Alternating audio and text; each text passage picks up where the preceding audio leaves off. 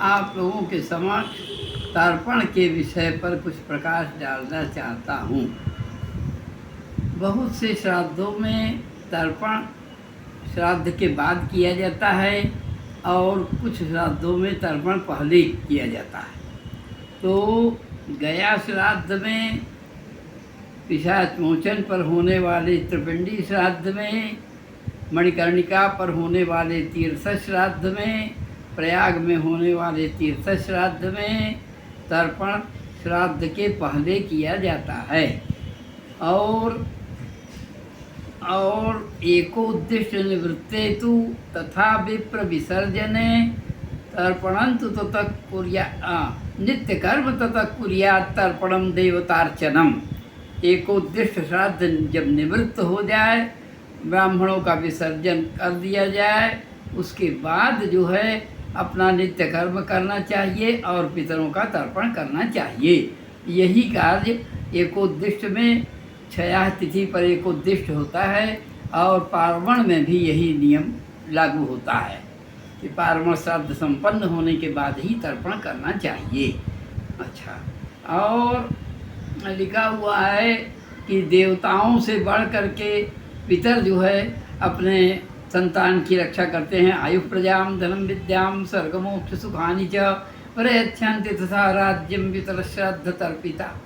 तो श्राद्ध में तृप्त होकर के पितर क्या नहीं दे देते, आयु देते हैं, संतान देते हैं, धन देते हैं, विद्या देते हैं, स्वर्ग मोक्ष सुख सब कुछ दे देते हैं। तो यह लिखा हुआ है कि ब्राह्मण के साथ में पितर आकर भोजन करते हैं। तई ब्राह्मणी सहाष्णंती पितरो वायु रूपिणा। और वायु के रूप में आकर के बैठ जाते हैं ब्राह्मण के साथ में और भोजन करते हैं। और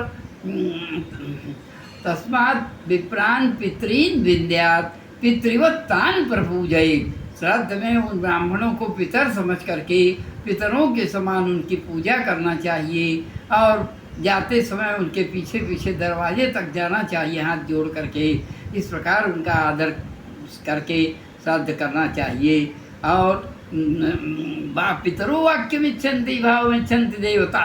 पितर वाक्य की इच्छा करते हैं, इसलिए उनसे शुभ वाक्यों का प्रयोग करना चाहिए। नांदी श्राद्ध में लिखा हुआ है कि वृद्धौ चान्वष्टकासु च अन्वष्टकासु वृद्धौ च गयायाञ्च क्षयहनि मातु श्राद्धम पृथक कुर्यात् अन्यत्र पतिना सह।